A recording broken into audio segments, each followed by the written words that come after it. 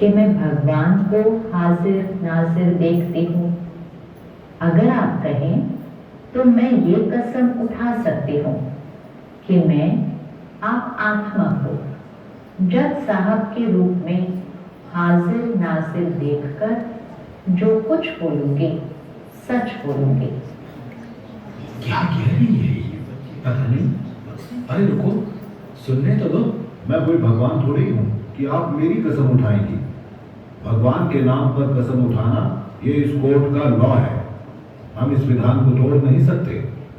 जज साहब, आप खुद ही कहते हैं कि सच बोलो। मुझे यहाँ ईश्वर हाजिर नाजिर नहीं दिखाई देते, बल्कि यही दिखाई देता है कि आजकल हर एक के मन में काम क्रोध आदि विकार ही भरे हुए हैं। तो फिर मैं झूठी कसम कैसे लूं?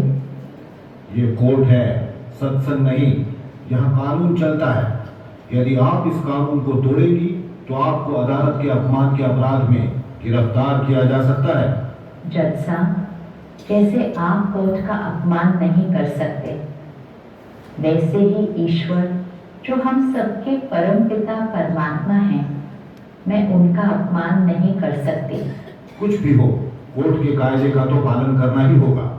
जज साहब, मैं किसी भी हालत में झूठी कसम नहीं खा सकती।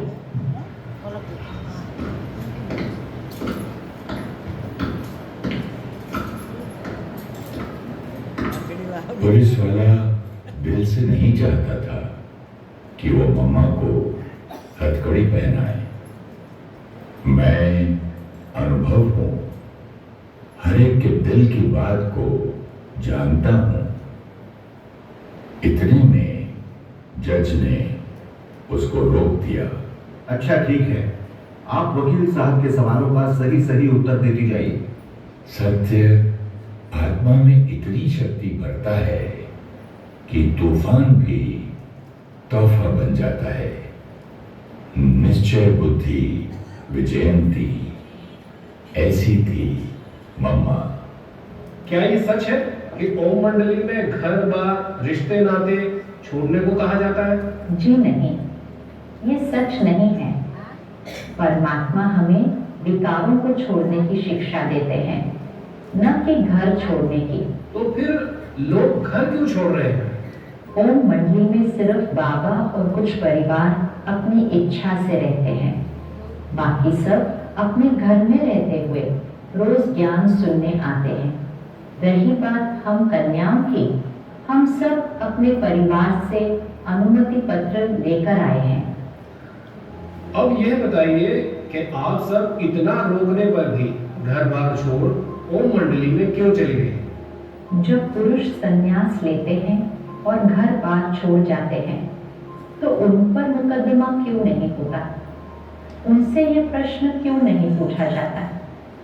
भगवान के लिए तो नर नारी एक समान है। जब हम माताएं पवित्र जीवन जीना चाहते हैं, ज्ञान प्राप्त करने के लिए ईश्वरीय सत्संग में जाना चाहते हैं, तो हमसे ये प्रश्न क्यों पूछे जाते हैं?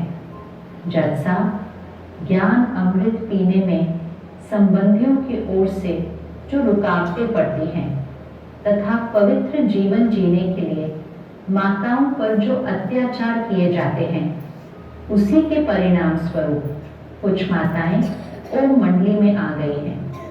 ऐसी कई माताएं हैं जो घर से बाहर भी नहीं जाती थी, पति को परमेश्वर मानती थी।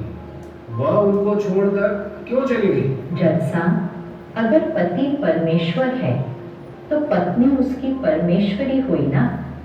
क्या पत्नी पति की दासी मात्र ही है? क्या वो भोग विलास के लिए ही है?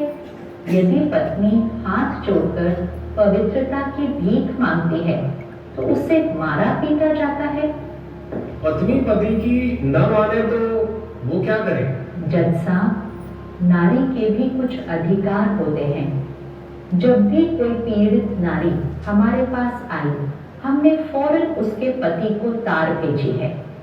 अगर सरकार उनकी सुरक्षा की जिम्मेवारी ले, उन्हें पवित्र जीवन जीने की स्वतंत्रता दिलाए, तो वो आज ही वापस घर चली जाएंगी।